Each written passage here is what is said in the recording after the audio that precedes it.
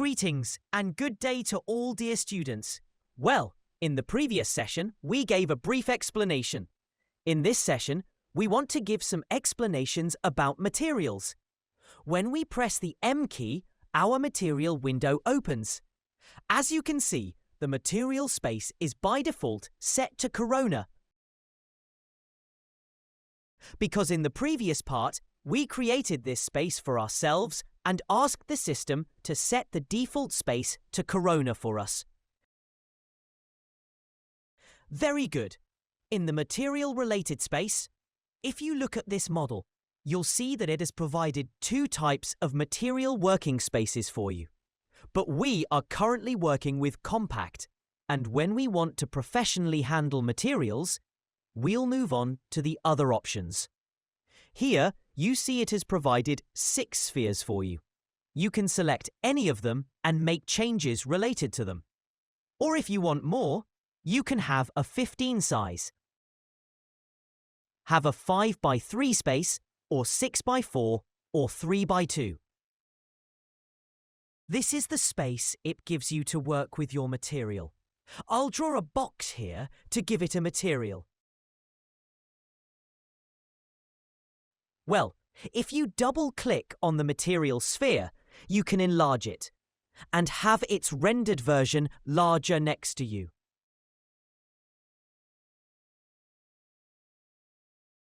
And see the material at a larger size. You can also change its name in this section. For example, I'll call it Wood or I'll call it Tube 01. Naming, as we said before. Capitalize the first letters, keep the rest lowercase, and use underscores. Very good. If you have a material in your scene and you wanted to bring it into your material space to see it, you can select one of these spheres. A sphere that now has no material and you haven't assigned a material to it. You can select it and use this eyedropper to click on your object and get its material. Well, since this box of ours has no material will appear here for us. Okay, this Wood 01. I'll pick this up too. You see that materials have an initial base and their own settings, which we will become more familiar with later. The most important part of this section is the basic. Well, every material, like wood, like metal, like stone, has a base with its own settings. That not many changes are made to them because it's the base of the material. But there are also parts that you can change. Like this diffuse, which is the color of your object. Or other parts like opacity, which you can change, and we will gradually explain them to you. What is diffuse? The color of this object to which you are applying the material. If I want to apply my material to this object, I can drag it from here and onto my shape. Or when my shape is selected, click this Assign Material to Selection button. Click it. When you click this, your material will be assigned to this object. And if you are in shaded or realistic mode, you can see that material on your 3ds Max screen. What is this diffuse level? See, if I bring it down, it keeps losing the effect of diffuse until we no longer see any diffuse, any color, any surface.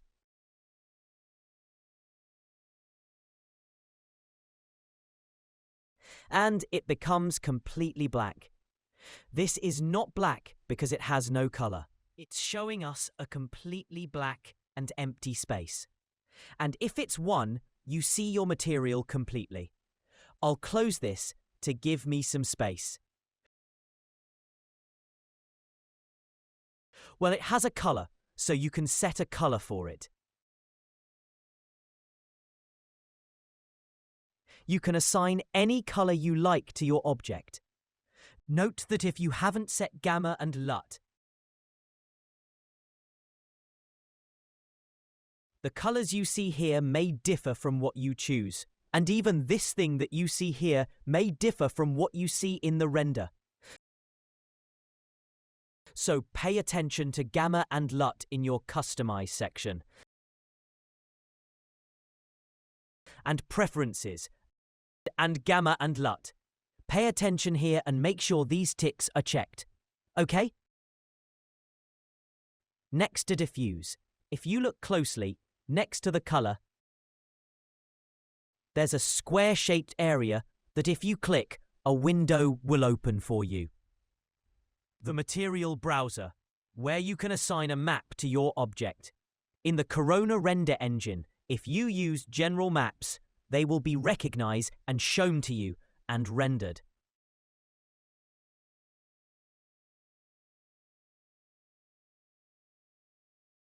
Now, in the Corona section,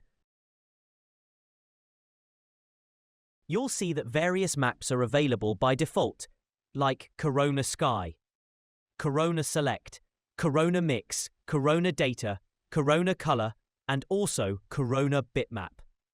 And Corona AO. These are various maps that you can assign to your object.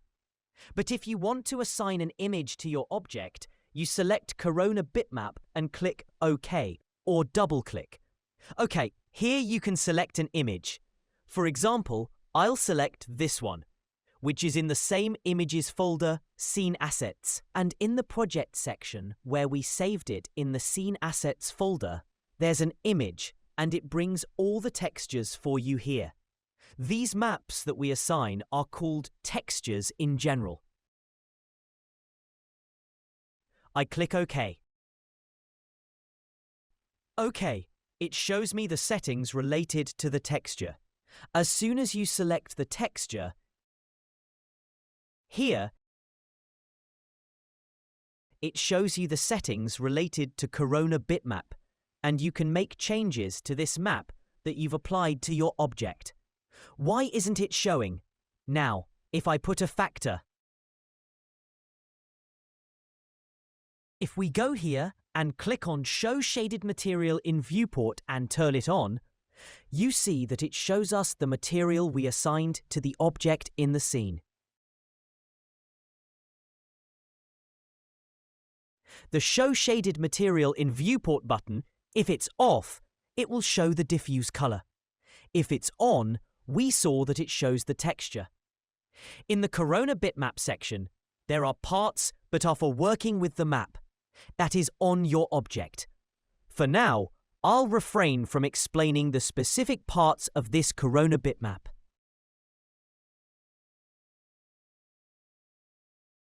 Except that here, from the Load Map section, you can reload or load a map.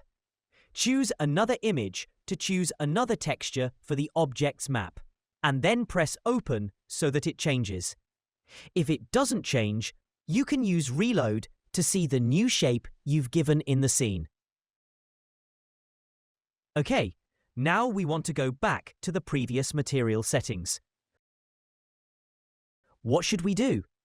If we press Go to Parent, it will go back to the previous section. I press Go to Parent in this section and go back to the initial section, which was Basic Option.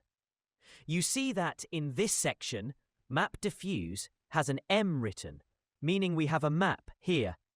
The next point is to notice that if we take this Wood 01 that we assigned to our shape and look here, there are triangles drawn around it, which tells you that this material has been assigned to objects in the scene.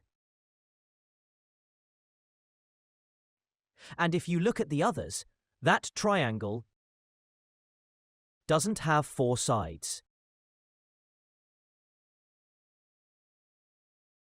The next point is that if you want to delete this material, there is a trash can here. If you click it, it will delete it and ask you beforehand, but it only deletes it from the scene and from the material, or it only deletes it from the material editor. Okay, we say delete it only from the material editor. It's gone, and it's not there. but the material still exists in the scene. And you can get this material by clicking this eyedropper and have exactly the same one again. I'll bring another material, and from that I want to create a multi-sub object. I click this material, and in this Corona material section, and in the material section this time, a material from the general section,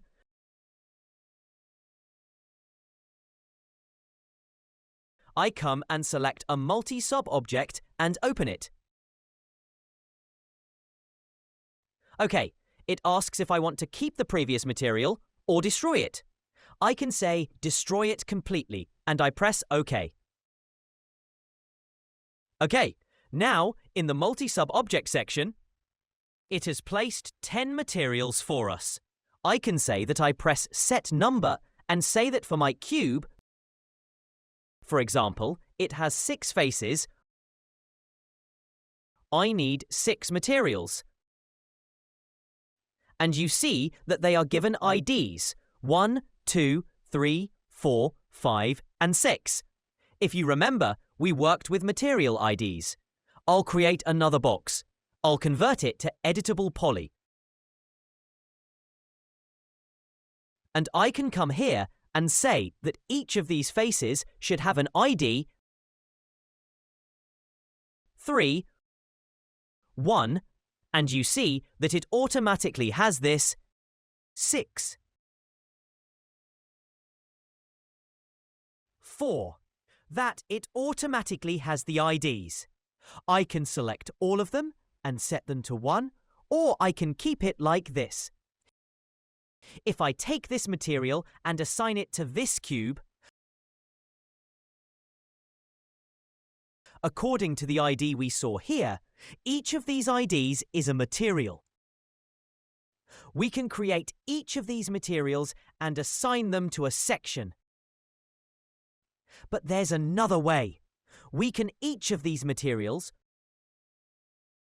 for example, I'll take this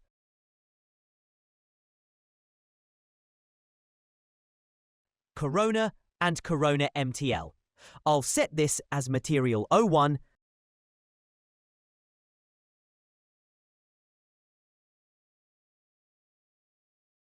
and set its diffuse color to red. Or for example, yellow. Okay, I can go to Parent and select the next polygon without caring about its ID. See, here its ID is 5. But I want to assign ID 2 to it. I'll take this material again with Corona MTL, and this time the color, for example, yellow. Or green. I'll assign it. Again, I'll go back and select the next face. I'll drag the material from here and drop it onto my shape. When it's selected, I'll drag one from here and transfer it to this one. I'll go to 3 and again Corona MTL, and this time I'll set my diffuse to, for example, blue, and then assign this blue to the top one. And similarly, I'll create the other materials one by one, and for each polygon I select, I'll drag the material and drop it on it. And similarly, in the previous way I told you, you can create these materials completely based on the IDs that you have. Create them and apply them to your shape all at once. Very good. I'll clear this completely. Let's go to my first material. And in the texture section, when we click on it, it brings up the texture for us again. Let's work on a part of this a bit. Okay, I'll press Alt plus W so that the viewport enlarges and I can see the volume larger. Look, if I increase the offset of U, what happens? You see that the texture volume is moving. meaning my material in the U section, meaning in the X and Y axes, is moving.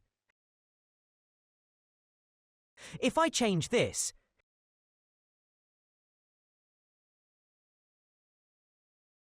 and if I make changes in V, you see that they move up and down.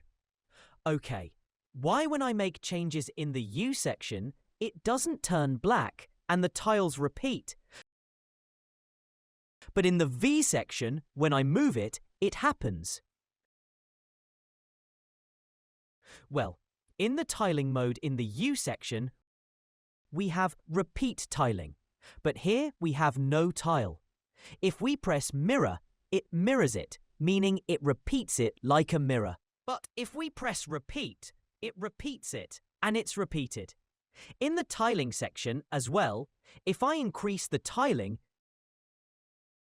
you see that it becomes much finer in the U section.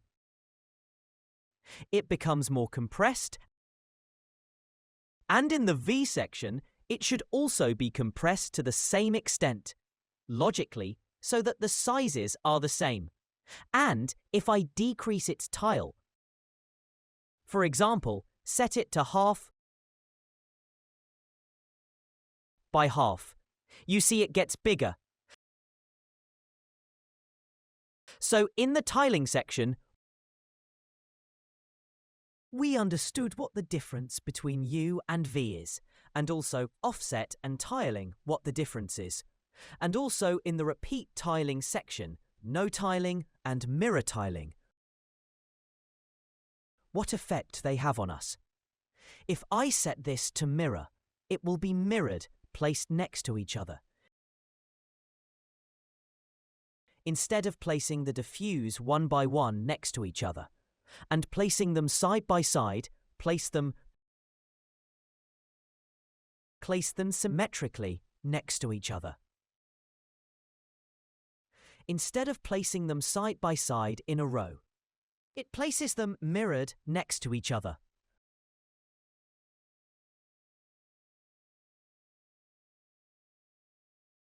Okay, let's also do a small thing with our geometry and see if we can apply changes to it.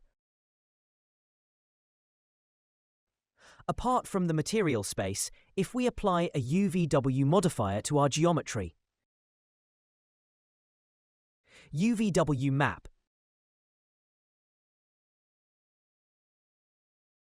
UVW Map. We apply it and you see that it messes up our shape a bit, but there's absolutely no need to worry.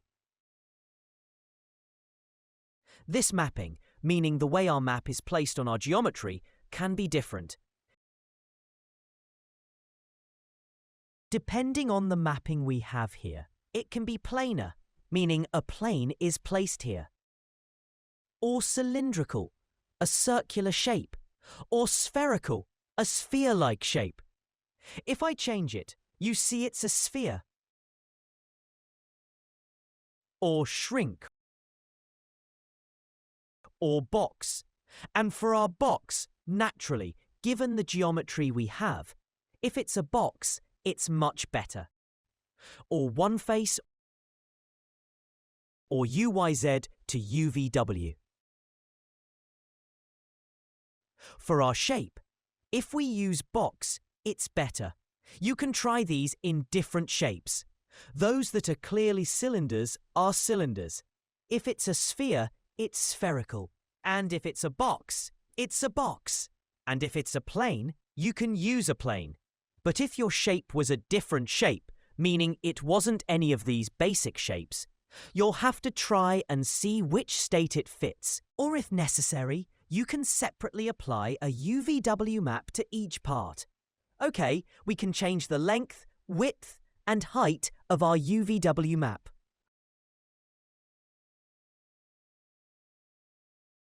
Or increase or decrease its tile.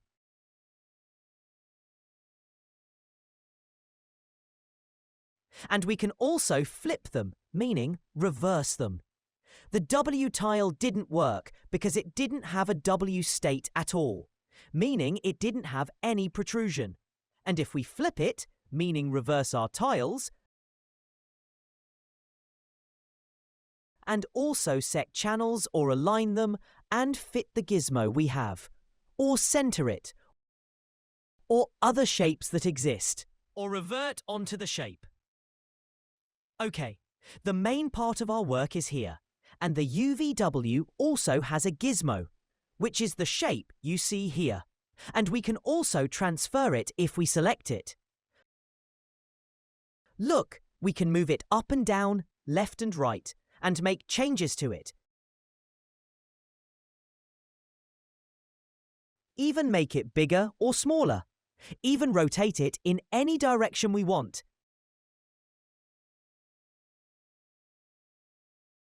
And perform any changes we want on it, and then return to the previous state. So, this is how to work with the UVW map and practice these parts, so that we can touch upon other points in the next section. I hope you were successful and healthy.